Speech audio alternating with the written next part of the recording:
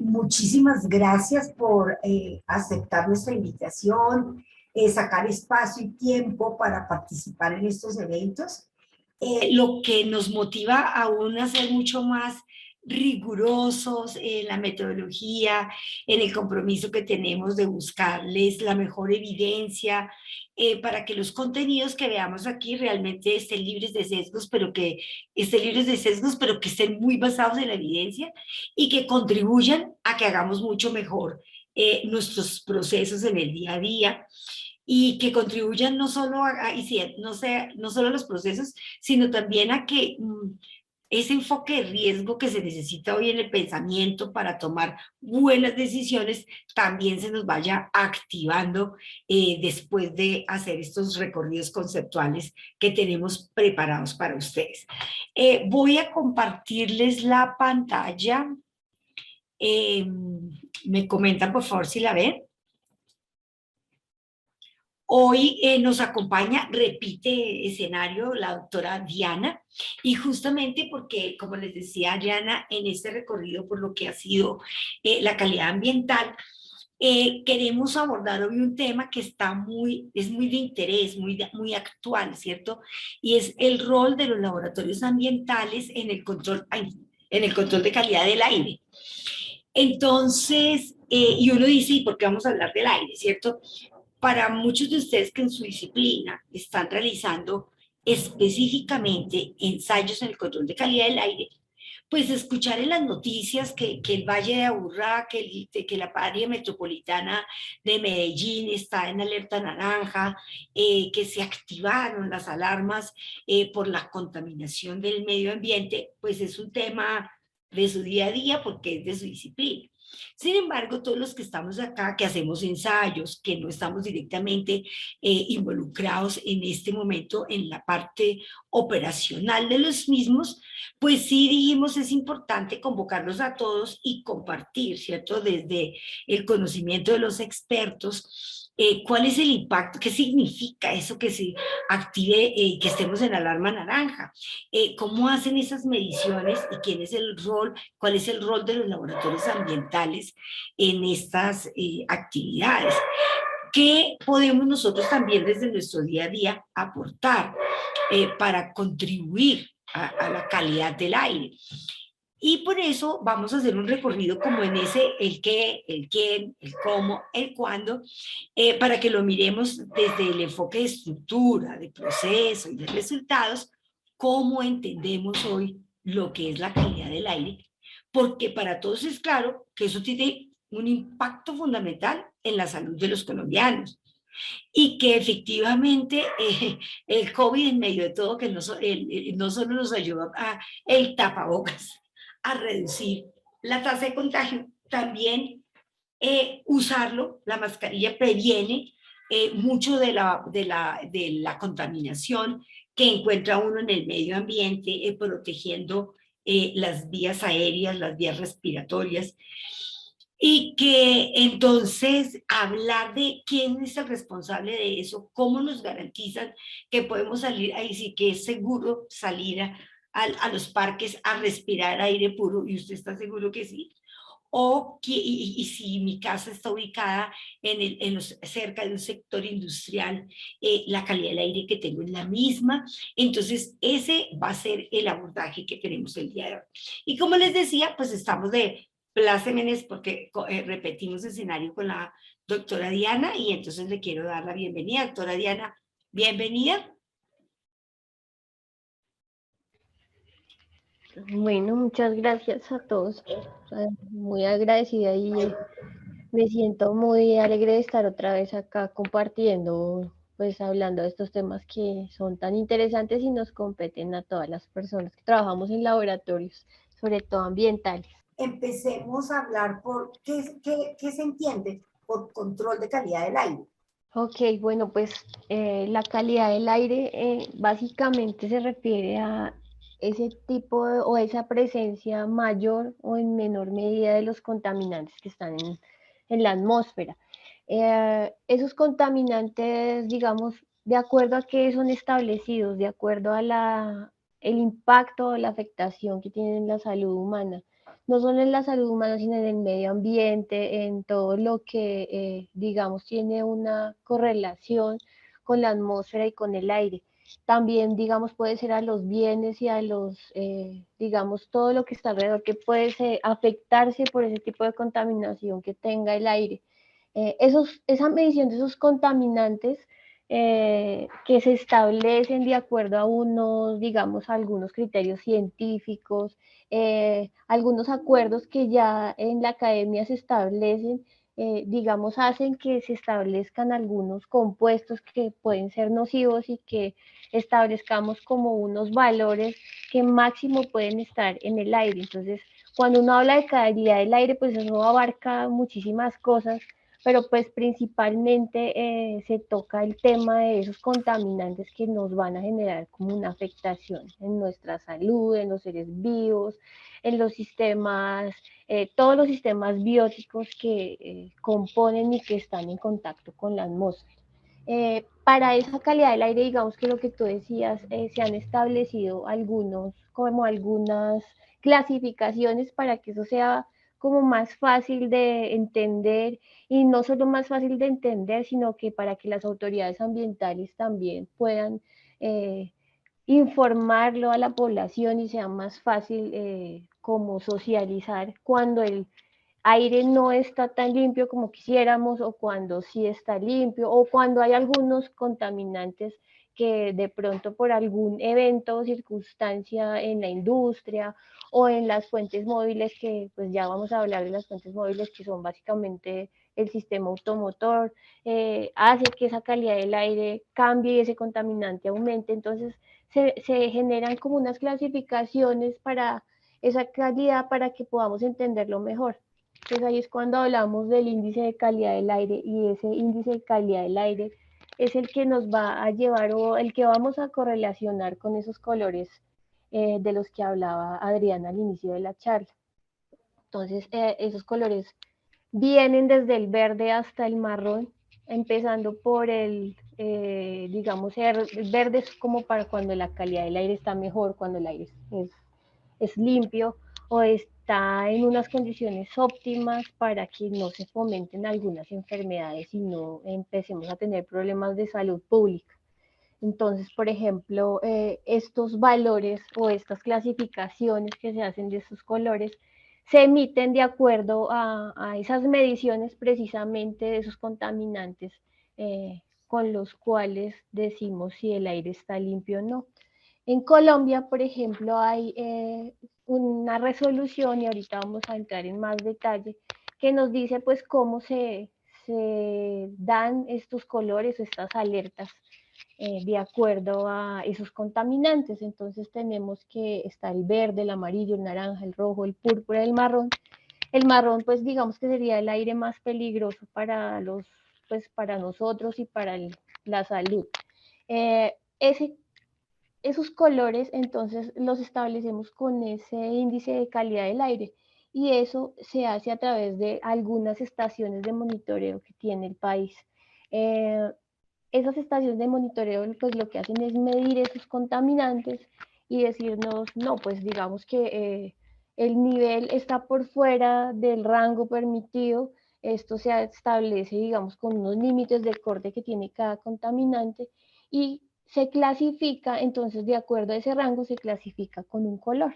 Entonces si digamos que, por ejemplo, en Colombia se hacen varios contaminantes en nuestra red de monitoreo. Tenemos material particulado, tenemos compuestos de nitrógeno, tenemos compuestos de azufre y estos se monitorean en cada punto.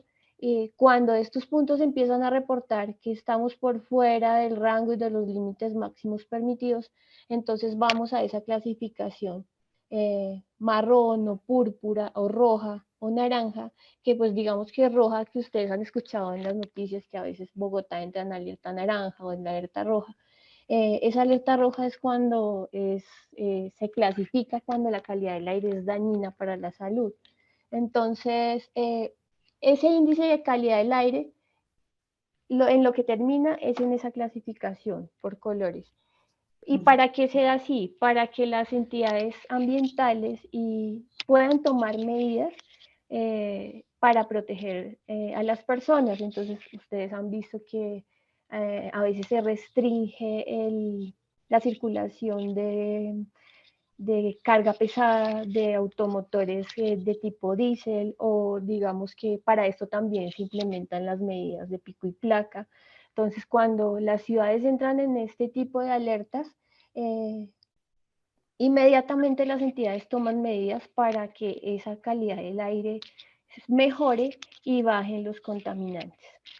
¿Por qué? Porque esto pues tiene unas implicaciones en salud pública. Por ejemplo, según la Dirección Nacional de Planeación, eh, para el 2015, que digamos que fue como el último año que se hizo como ese estudio a grosso modo, se encontró que, por ejemplo, en salud pública eso tiene unos costos de cerca del 1.5% del Producto Interno Bruto.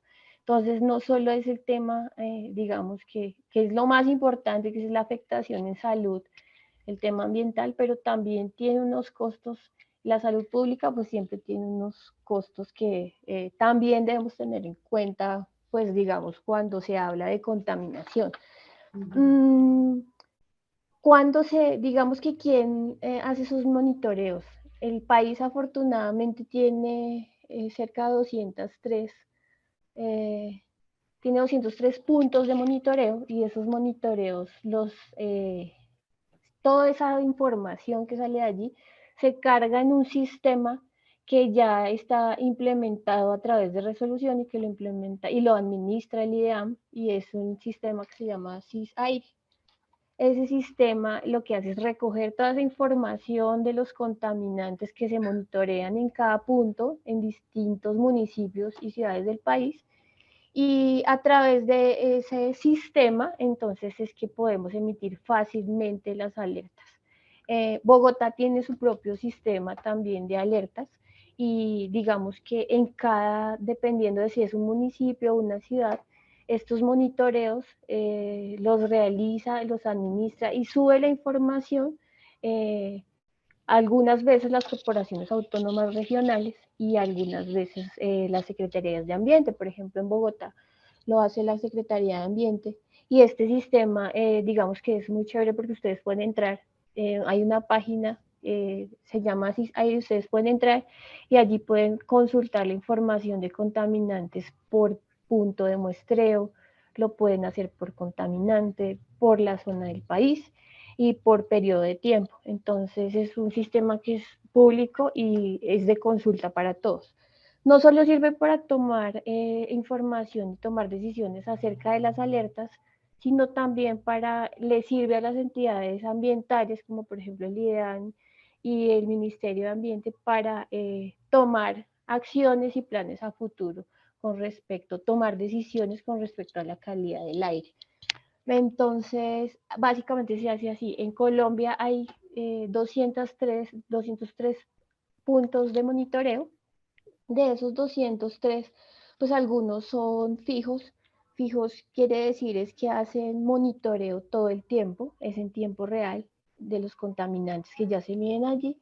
Y hay 34 que son indicativos. ¿Qué quiere decir indicativos? Que son puntos de muestreo que no lo hacen todo el tiempo, pero tienen algunos monitoreos específicos de contaminantes específicos, y digamos que los utilizan más para, dependiendo de para qué requieran esa información de ese muestreo, pues digamos que en cierto punto del tiempo toman la información de ese punto de muestreo, pero no es todo el tiempo como los que sí son fijos. Básicamente, la calidad del aire, por ejemplo, en Colombia, eh, a partir de la resolución que ya vamos a hablar, la 2254, tiene como unas metas para graduales para irse cumpliendo y para que la calidad del aire vaya mejorando. Entonces nosotros tenemos como algunos criterios establecidos se establecieron para el año 2018, pero la idea es que eso vaya mejorando y al 2030 podamos tener una calidad del aire mejor.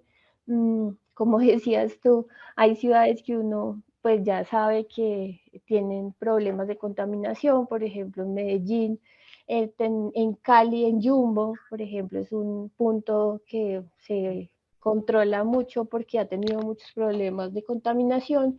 Aquí en Bogotá, pues tenemos todo el occidente, Bogotá, Kennedy, tenemos Pontibón, y pues digamos que ya es, también entran a jugar otras variables importantes, no solo como está establecida la zona industrial de la ciudad, sino también digamos que hay algunos factores como la humedad y la temperatura que también hacen que se den esas alertas y que esos puntos críticos de las ciudades pues tengan más contaminación.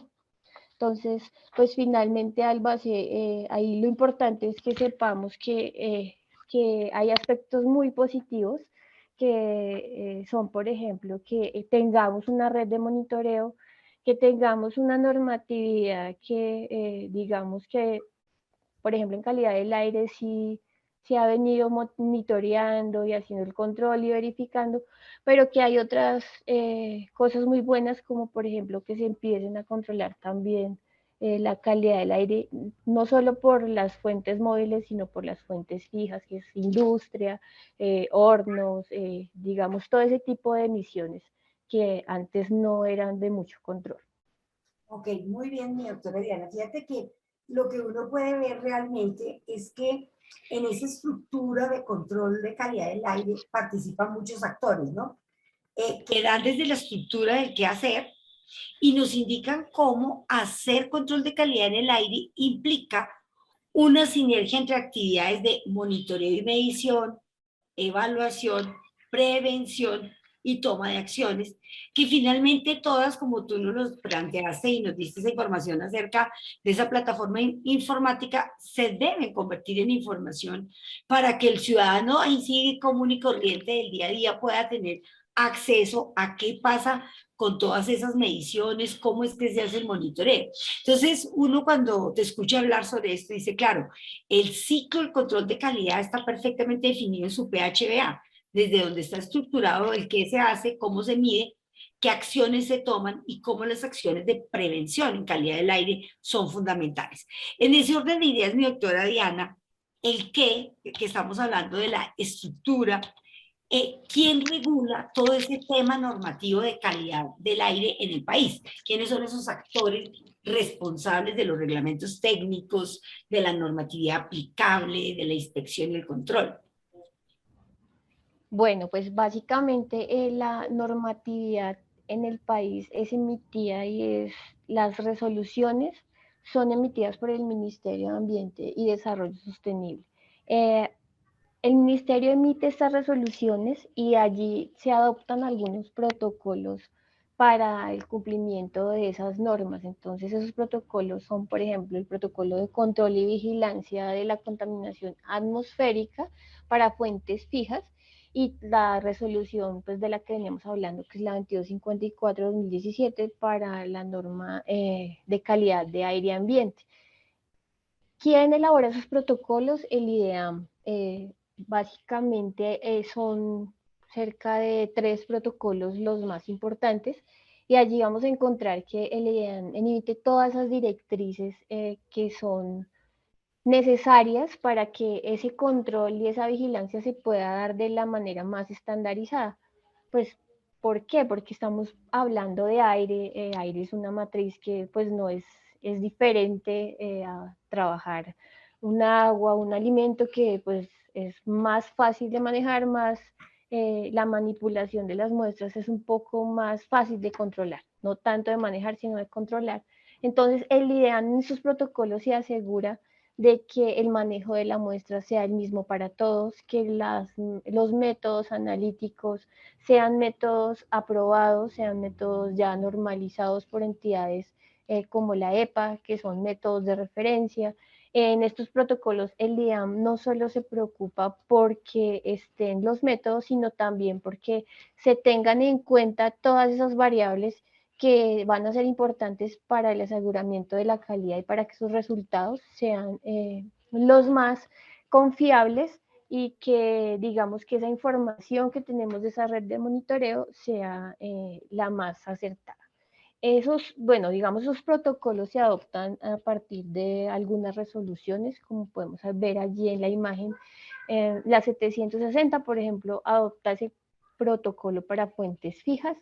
También tenemos para calidad del aire, entonces tenemos la resolución 651, que es donde se adopta este sistema que recoge toda la información, que es el CIS-Aire, la 650, que ya está el protocolo para calidad del aire, la 2154, hacen un ajuste de ese protocolo, entonces se emite esta resolución, y tenemos también la resolución 909-2008, que es una de las que también es importante porque allí se habla de, digamos, como esos estándares admisibles de contaminantes, pero para fuentes fijas. La resolución 601 y 610 fueron derogadas por la 2254, entonces si queremos revisar esos límites máximos permitidos de aire, de calidad de aire, entonces vamos a ir a consultar la 2254. Y si vamos a revisar esos estándares de admisión, vamos a la 909 de 2008, que es para fuentes fijas. Entonces el IDEAM elabora estos protocolos, el Ministerio de Ambiente emite las resoluciones, y hay otros actores que son las corporaciones autónomas regionales y las secretarías de ambiente, que hacen los monitoreos y cargan la información al sistema al CIS-Aire, que es el sistema que recoge todos los resultados de contaminantes del país. Eh, por ejemplo, aquí en Bogotá tenemos también un sistema donde, pues digamos que es como el que también emite esas alertas, y en Medellín también tenemos uno, pues digamos que las grandes ciudades tienen sus propios como sistemas de alerta para calidad del aire. ¿Cuáles serían los otros actores?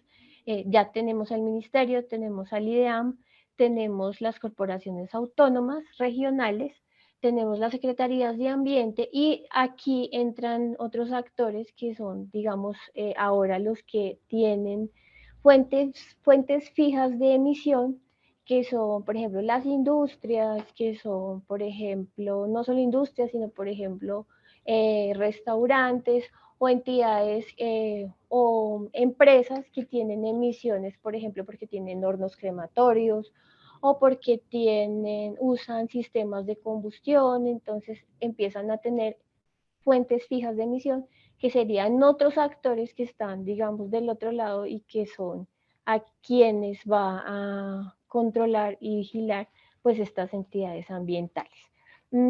También están otros actores que son, por ejemplo, los sistemas, las alcaldías, porque son quienes controlan los sistemas de transporte y son quienes regulan la normatividad para estos sistemas de transporte y para todo el sistema automotor en las ciudades, que son, digamos, uno de los actores que más tiene relevancia en la contaminación del aire, sobre todo por la renovación de ese sistema automotor y por pues digamos, cuando las alcaldías generan planes para adoptar sistemas de combustibles como más amigables y que se ajusten más pues a las resoluciones de calidad del aire para cumplir pues con los niveles de contaminantes. Ok, muy bien, Doc. Ahí sí, como siempre, ¿no? Uno tiene, no es porque los que hacemos ensayos tengamos que volvernos abogados y aprendernos todas las resoluciones y las normas, pero finalmente las normas nos dan el marco de actuación, nos dicen el qué, nos dan unas líneas mínimas, que es lo que primero tenemos que tener claro. Realmente ninguna norma va a tener un nivel de exigencia inalcanzable, sino nos dan unas directrices mínimas, la mayoría centradas en estructura, y en donde el laboratorio y todos esos actores que tienen esa responsabilidad de ejecutar esos que se dan en las directrices, tenemos que definir muy bien ese cómo operativizar esos lineamientos que se nos dan a través de ese marco normativo. En ese orden de ideas, mi doc se nombraba esos protocolos que se hacen para definir cuáles son los ensayos, las directrices, los criterios de aceptabilidad para medir la calidad del aire en Colombia. En nuestra normativa, ¿qué es lo que está reglamentado que se debe medir y cuáles son esos criterios de aceptabilidad? Sí, las resoluciones, digamos que en este momento son muy claras en cuanto a cuáles son esos contaminantes que deben tener unos límites máximos permitidos en la calidad del aire. Entonces, por ejemplo, en la resolución 2254 vamos a encontrar que hay algunos contaminantes que ya tienen esos límites máximos permitidos y son básicamente material particulado de 10 micras y tenemos material particulado de 2.5. También están los compuestos de nitrógeno, los NOx y también los dióxidos de azufre.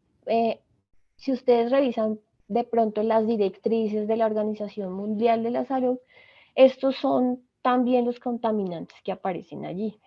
Bueno, y me faltó el monóxido de carbono.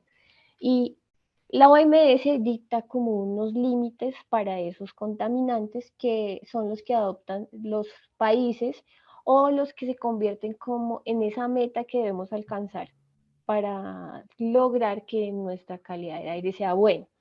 Entonces en la 2254 encontramos ese grupo, como ustedes pueden ver ahí en la imagen, tenemos unos niveles máximos permisibles, por ejemplo, en un tiempo de exposición anual de 50 microgramos por metro cúbico, y si vemos el de la OMS es de 5. Entonces, la idea, por ejemplo, de esta resolución es que a 2030 estemos cercanos a esos límites que tiene la OMS.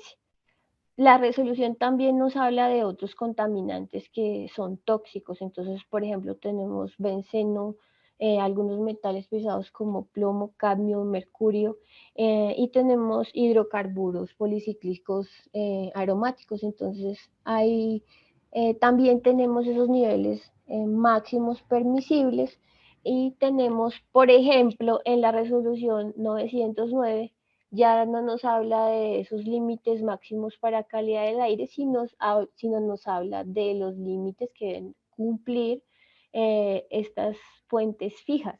Entonces, por ejemplo, para esas fuentes fijas, dependiendo de la industria o del tipo de sector que esté haciendo la emisión, van a haber unos estándares admisibles de esos contaminantes. Entonces, por ejemplo, en la imagen que está ahí, podemos ver que se mide dióxido de azufre, también material particulado, compuestos de flúor, hidrocarburos totales, plomo, cadmio, cobre, en general metales pesados, y pues esto va a cambiar o va a ser cambiante dependiendo si es un sector, por ejemplo, petrolero, un sector minero o pues las chimeneas, digamos, en la industria se usan mucho combustibles y de acuerdo a cómo esas chimeneas, digamos que a cómo se usa ese combustible, entonces vamos a tener más emisiones contaminantes o no.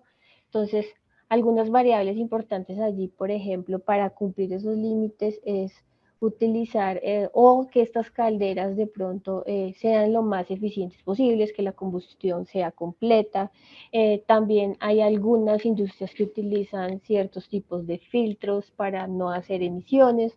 Entonces, todos estos límites ya están establecidos en las resoluciones y aunque están por encima de las directrices de la OMS, en el transcurso del tiempo, por ejemplo, para Colombia han ido bajando, por ejemplo, lo que es material particulado de 10 micras, aunque el de 2.5 sí aún no se ve como una tendencia a la baja ni a aumentar, no hay como un cambio en el PM2.5.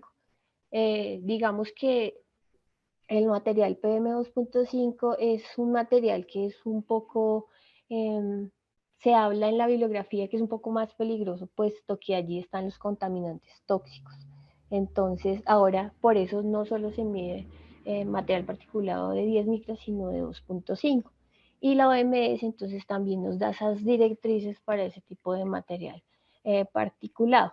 Eh, pues digamos que finalmente la conclusión es que debemos, o las entidades ambientales y la industria en general, el sistema automotor, deben dirigirse a implementar políticas que permitan que podamos alcanzar esos límites de la OMS.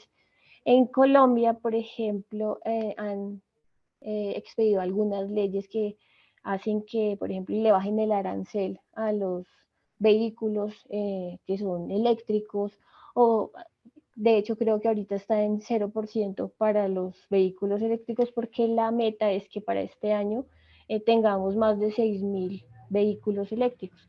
Para los vehículos que son híbridos, por ejemplo, también el arancel es mucho más bajo que para un vehículo que utiliza combustible normal. Entonces, todas esas políticas son dirigidas a que podamos cumplir esos límites y pueda bajar la carga de, pues, la carga contaminante del aire. Muy bien, mira que eso queda uno sorprendido. Primero, pues que esté tan reglamentado frente a los ensayos que se tienen que hacer, es decir, que esté ya así claro y de definido todas las mediciones que se tienen que realizar. Y cuando yo miro todo eso que nos presentas del límite máximo permisible, eh, entiende uno que es un reto para los laboratorios ambientales que hacen estos ensayos, la selección de métodos que tengan una sensibilidad analítica y unos límites de detección muy buenos que les permitan realmente evaluar la conformidad o el cumplimiento de estos requisitos.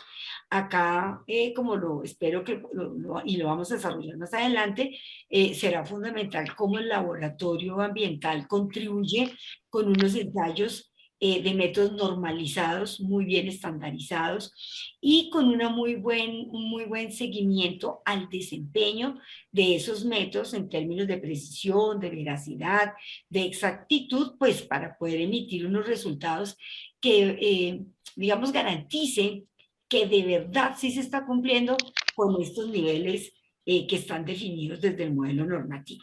Y acá entonces es ese reto para los profesionales de cómo sabemos de métodos normalizados, cómo hacemos su implementación, su evaluación, su estandarización, su validación para dar cumplimiento a estos requisitos.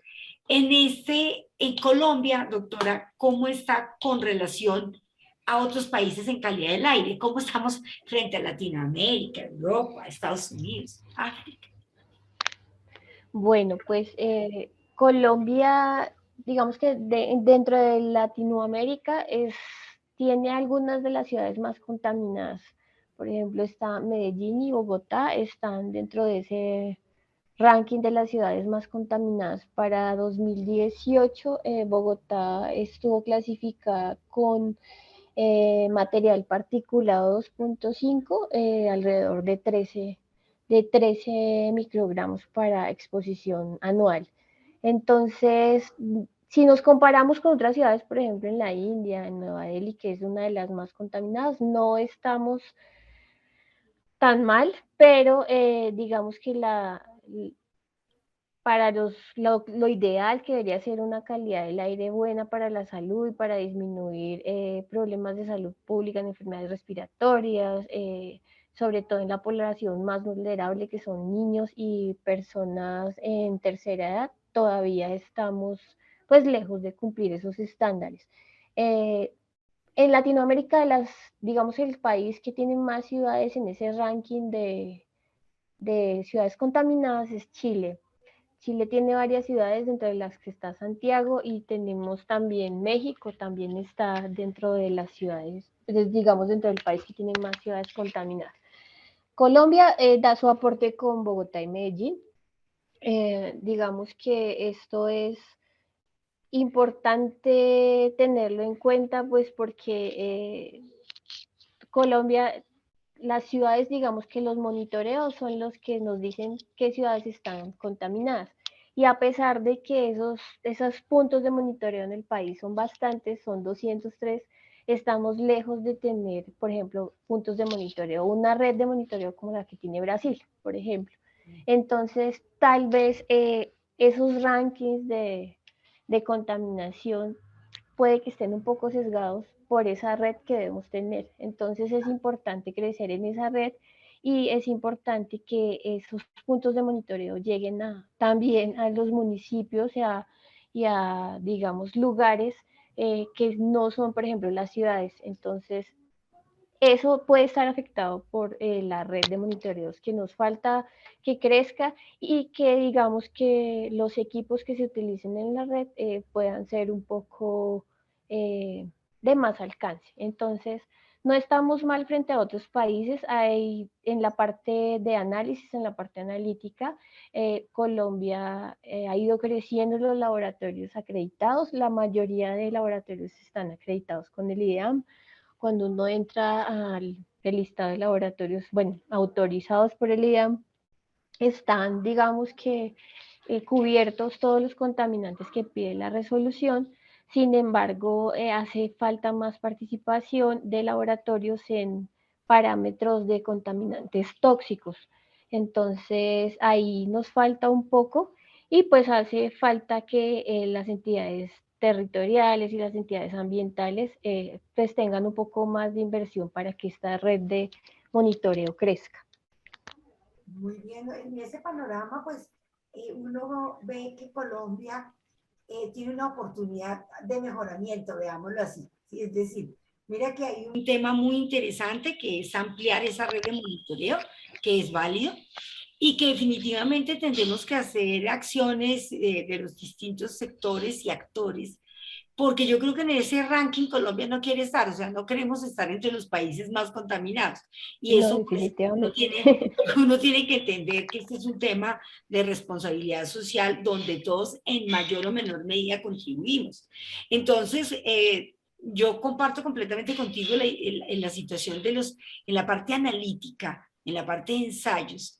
Colombia a nivel de Latinoamérica ha venido tomando un liderazgo muy importante por la idoneidad de sus profesionales, porque el IDEAM ha hecho una tarea muy juiciosa con los niveles de exigencia que ha puesto desde el punto de vista de competencia técnica para los laboratorios, y que esto pues va a ser una herramienta fundamental para apuntarle a seguir mejorando, y que ya cuando diga cuál es el ranking de los países más contaminados, definitivamente Colombia no esté.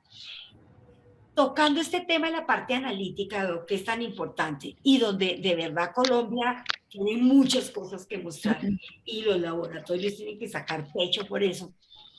Hablemos de los ensayos y de las variables que puedan llegar a afectar la validez de un resultado que es determinante porque es frente a un criterio máximo permitido que tiene una repercusión de tipo legal.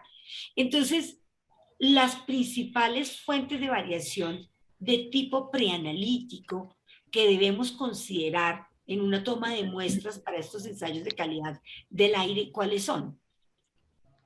Bueno, ahí digamos que si uno quiere entrar a hablar de toma de muestra y cuáles serían esas variables preanalíticas, es importante hablar un poco del muestreo. El muestreo en aire, digamos que cambia un poco con respecto a las otras matrices. Allí hay varios tipos de muestreo. En el país hay muestreadores que son manuales y que digamos que son equipos que no necesitan un operario que vaya y tome la muestra, cambie los filtros, de acuerdo a una frecuencia que generalmente son 24 horas, en la que se hacen los muestreos y se cambian los filtros de muestra. Entonces requieren un operario para que vaya y haga esos cambios. Y también hay unos equipos que son analizadores automáticos que lo hacen en tiempo real y que no necesitan de esa persona que esté cambiando y poniendo a punto los filtros.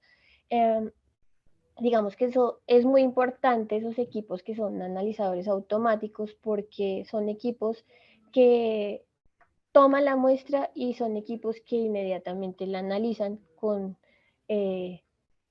esa tecnología que tienen. Entonces, en el país hay de esos dos tipos de muestreadores. Eh, Dependiendo del muestreador, entonces van a cambiar esas variables preanalíticas, porque los equipos, digamos que no hacen análisis en tiempo real, requieren el manejo de filtros que generalmente son filtros de cuarzo, o bueno, también hay, digamos que otros tipos de filtro como fibra de vidrio como PVC, pero pues en general son de cuarzo, y esos filtros requieren unas condiciones de preparación que generalmente se hacen como en el premuestreo, que es una fase, digamos, de la toma de muestra que se hace en el laboratorio, y es la primera y es donde se preparan esos filtros y se ponen a punto para llevarlos al equipo que va a hacer el muestreo de aire. Eh, en los equipos analizadores en tiempo real eso no es, pues no se hace, no es necesario. Entonces, esas variables van a cambiar de acuerdo a ese tipo de tecnología que estemos utilizando. Para los equipos que no son analizadores automáticos, hay, digamos, equipos, los highball, que son donde se hacen las tomas de material particulado, se recogen en filtros, generalmente digamos que es material particulado de 10 micras, y tenemos también algunos que son recolectores de gases, que digamos ahí se ponen como unas soluciones absorbentes, y eso lo que hace es recoger los diferentes tipos de gases que generalmente son compuestos de nitrógeno y de azufre. Entonces, esas variables van a cambiar de acuerdo a esa tecnología que yo tenga. Si son equipos que no hacen análisis en tiempo real, entonces va a ser muy importante la fase del premuestreo, que es donde yo alisto mi material absorbente, que o es un filtro o es una solución absorbente. Está el muestreo, que ya es la toma de la muestra en campo, que es donde va esa persona y toma ese filtro. En esa fase va a ser importantísimo el almacenamiento de los filtros, puesto que hay, digamos, compuestos o hay mensurandos que yo voy a determinar en el laboratorio y que algunas veces tienen cierta volatilidad, que cuando yo no, digamos, no aseguro esas condiciones de temperatura y humedad del filtro, lo que voy a, pues digamos, ocasionar es que esos compuestos sean desorbidos del filtro, entonces no voy a tener las condiciones óptimas cuando llegue ya el filtro al laboratorio. Es muy importante el manejo del filtro. Cuando se hace pesaje, por ejemplo, en laboratorio, hay equipos analizadores en tiempo real que ya hacen determinación de material particulado. Entonces, no es necesario que haya una puesta a punto de ningún filtro, ni un proceso de secado, ni de pesaje. Entonces, por eso ahí vamos viendo que hay diferentes tecnologías. Cuando hacemos el pesaje en laboratorio es muy importante también mantener esas condiciones de humedad, porque pues digamos las personas que trabajamos en laboratorio sabemos que cuando no se controla la humedad pueden absorberse algunos compuestos del ambiente, de la atmósfera, y eso lo que va a hacer es que termine cambiando los pesos de esos filtros y pues vamos a tener resultados erróneos. Entonces, importante los equipos, importante el transporte de las muestras, importante el almacenamiento de esas muestras, y también los tiempos de muestreo para los equipos que no son analizadores automáticos. Los tiempos y el volumen de muestreo va dirigido más al mantenimiento y la calibración de estos equipos. Básicamente lo que se calibra en estos equipos es el flujo del aire. Entonces, el plan de mantenimiento y calibración de los equipos de muestreo en aire es muy riguroso y es muy estricto, porque digamos que allí está básicamente el muestreo en aire, es fundamental. De hecho, aporta un poco más de error en el caso de que hayan, digamos, variables que no podamos controlar, comparado con otras matrices, ¿no? Entonces esas variables preanalíticas son muy importantes: equipos, tiempos, volumen, transporte de muestras y temperatura de almacenamiento cuando estas se van a llevar al laboratorio. Para esos equipos que son analizadores en tiempo real es muy importante también la calibración. Estos equipos, pues ya más adelante vamos a hablar cuáles son los principios de esas técnicas y cuáles son, digamos, van a ser las fuentes de error que podemos tener allí. Entonces, para finalizar, muy importante en los equipos que no son analizadores, la fase del premuestreo, alistamiento del material absorbente, el muestreo, que es la toma de muestra en campo, y pues ya de ahí viene la fase analítica, que es en laboratorio.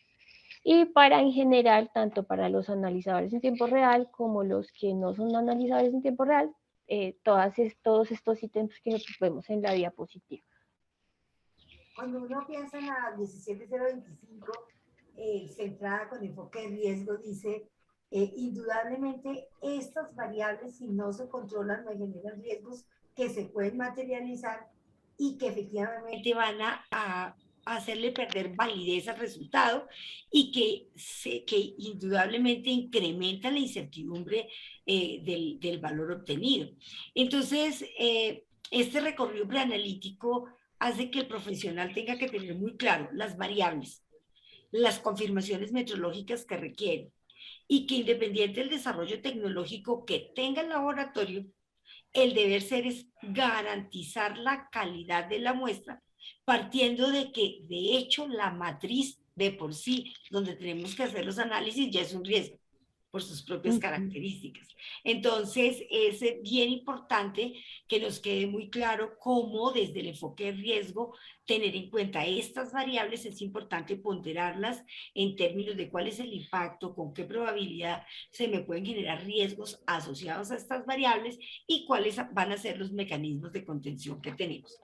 Pasando ya a la parte preanalítica, entonces ingresemos ahora sí al laboratorio ambiental y vámonos, doctora, a las variables analíticas que podrían afectar la validez de esos resultados.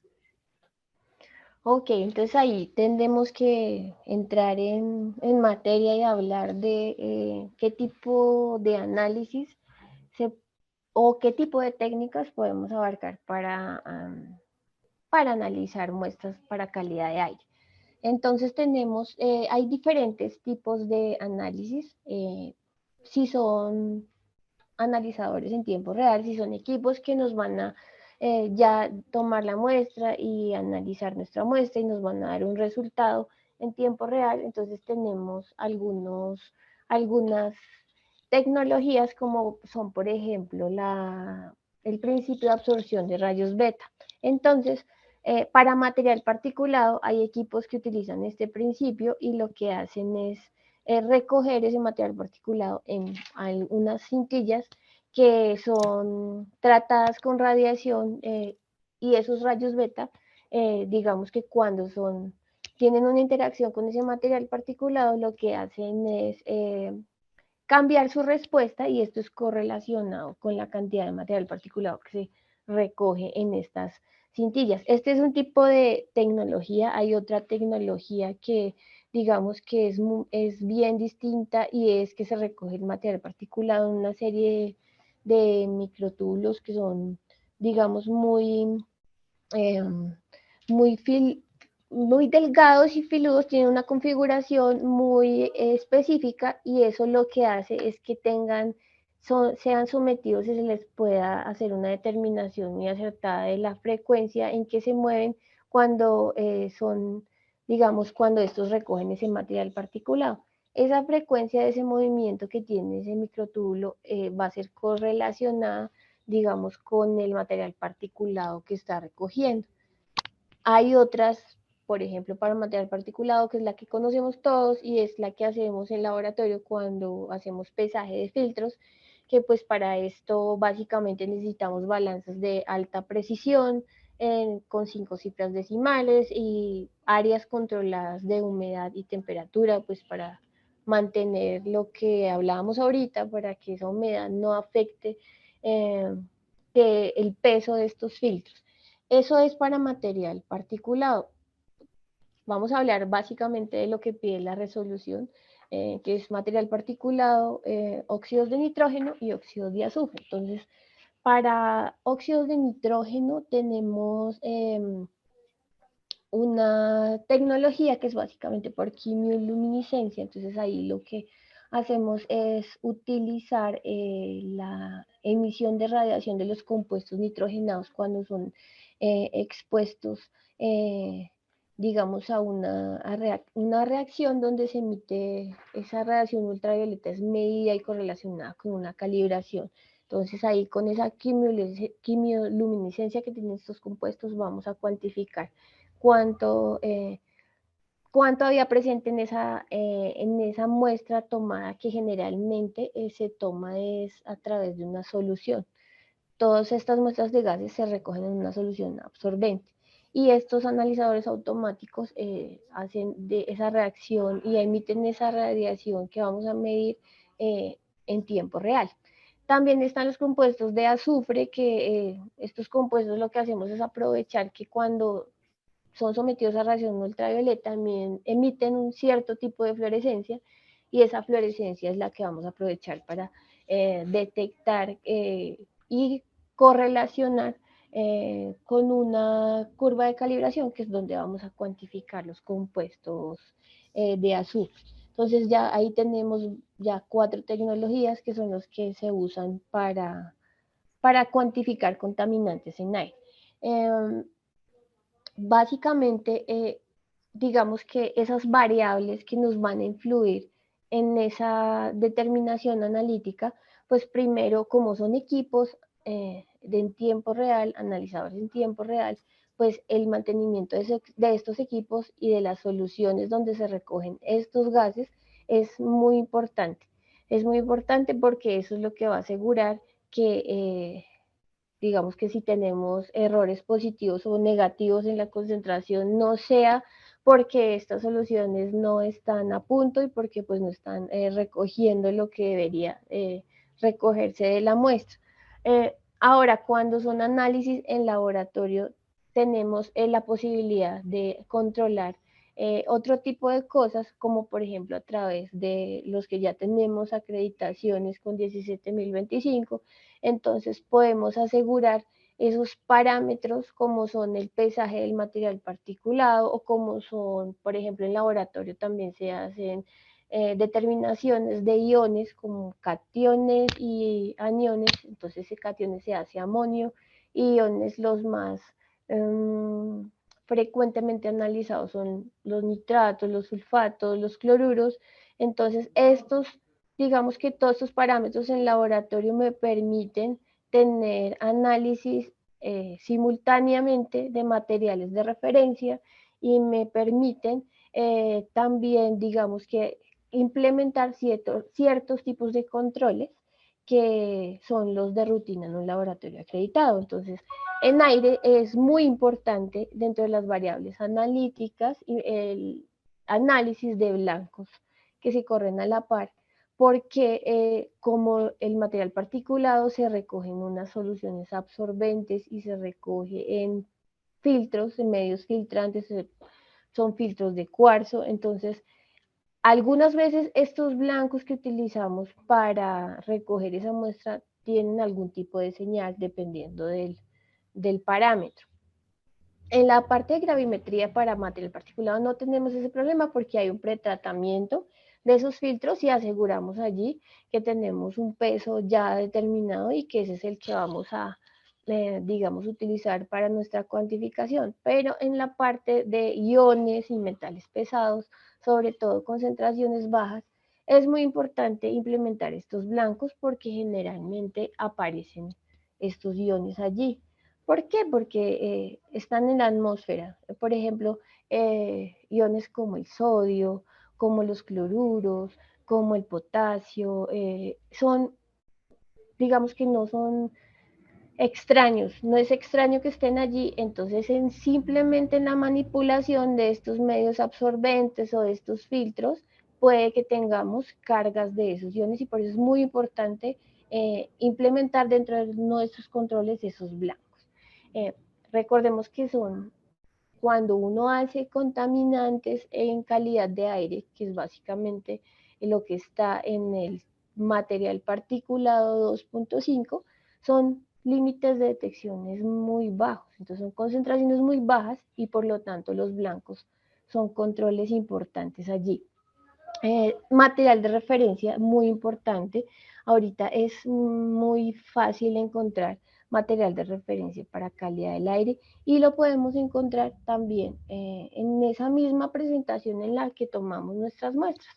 Entonces tenemos material de referencia en filtro, material particulado que está en filtro, y para volátiles lo que tenemos es soluciones de concentrados con esos volátiles que generalmente son hidrocarburos o son compuestos como el benceno, el tolueno, el xileno, y lo que hacemos es ya en laboratorio preparar nuestro filtro o nuestro medio de absorbente con estos concentrados que ya vienen. Entonces lo que podemos es prepararlo en el laboratorio y esto nos sirve como un material de referencia o un control de calidad.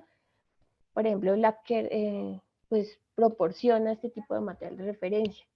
También están las pruebas de aptitud. Las pruebas de aptitud en aire son muy importantes. Sin embargo, digamos que allí eh, también, por ejemplo, nosotros hemos participado en pruebas, no pruebas de aptitud, sino pruebas de comparación entre laboratorios donde se hace así para también tener en cuenta el muestreo como si fuera una muestra real en estos tipos de muestreadores tipo highball o tipo, digamos, muestreadores para gases absorbentes. Entonces, no es solo importante participar en pruebas de aptitud, sino también compararnos con otros laboratorios. ¿Por qué? Porque digamos que no es tan fácil homologar la toma de muestra de aire. Y esa fuente de error también es importante que la tengamos en cuenta y nos podamos comparar.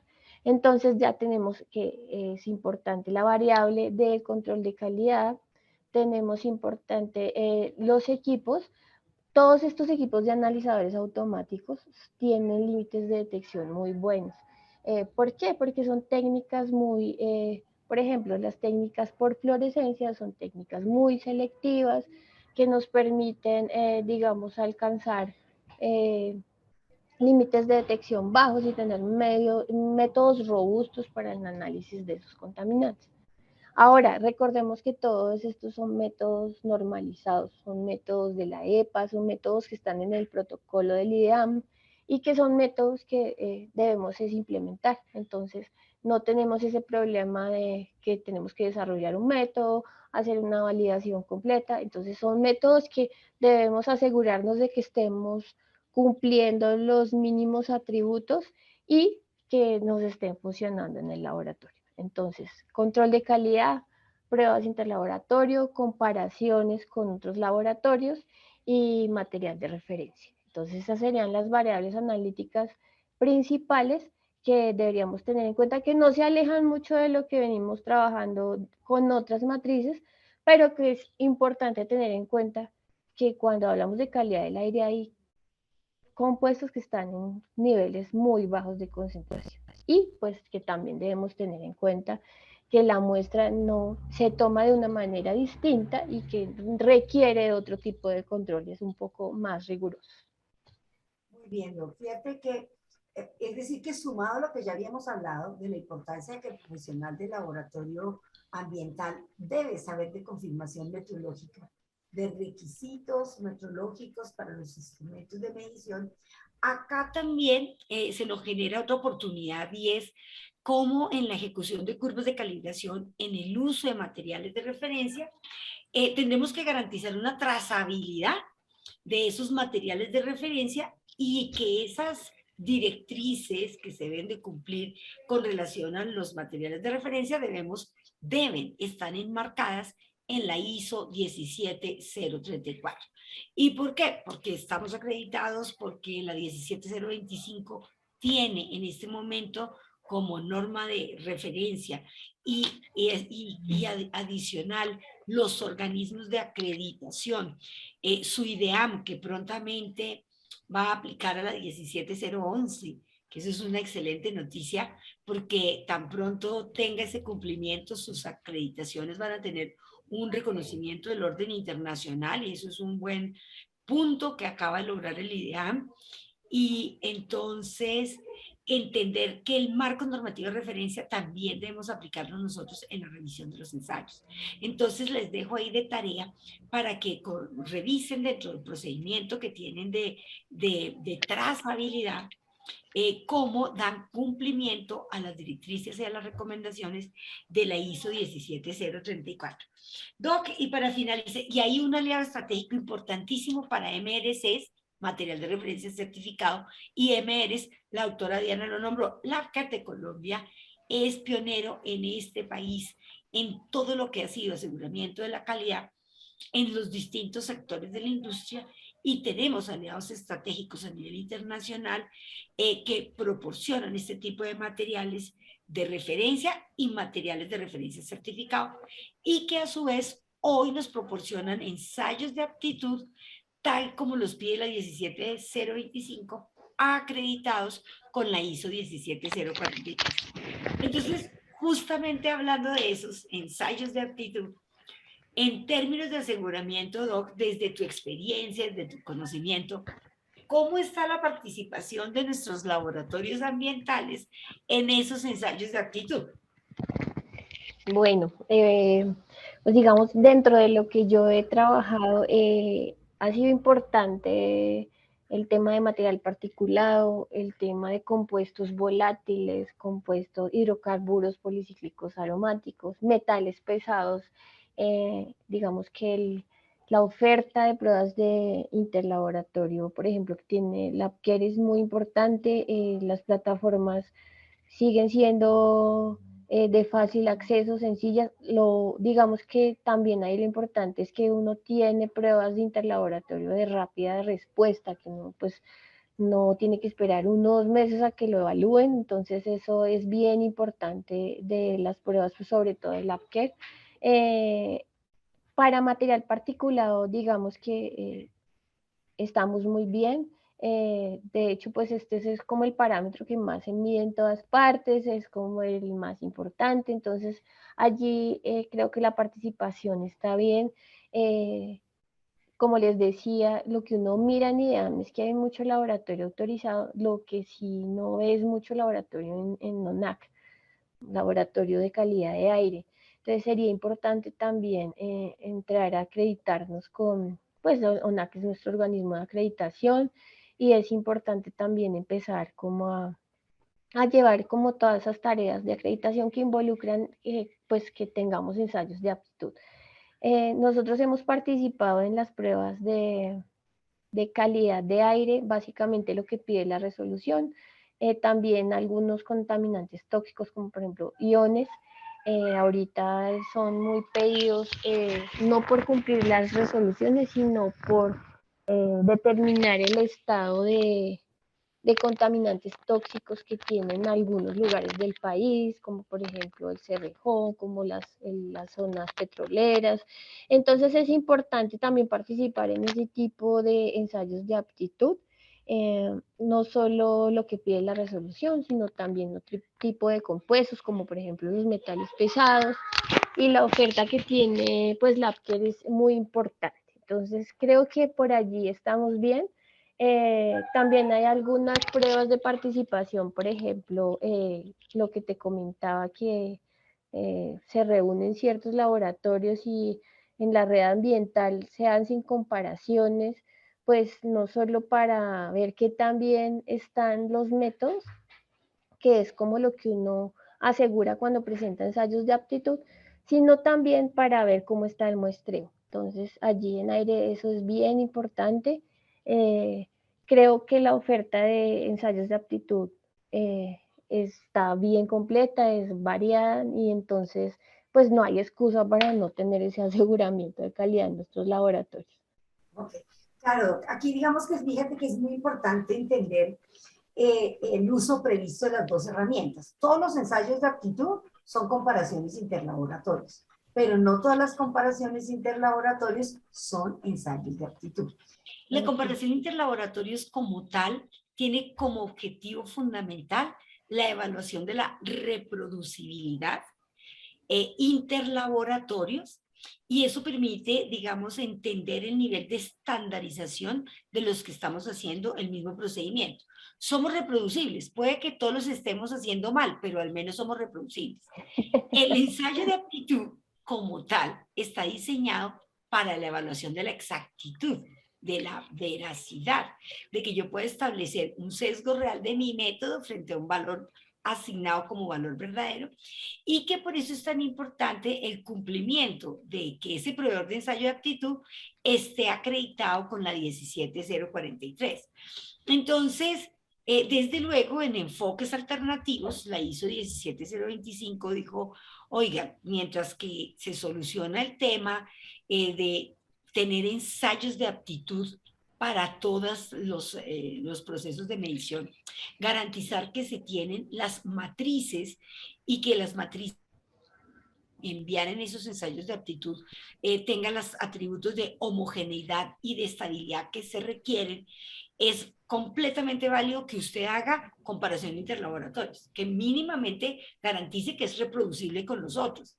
Y esos Sí. ejercicios son válidos también dentro del esquema.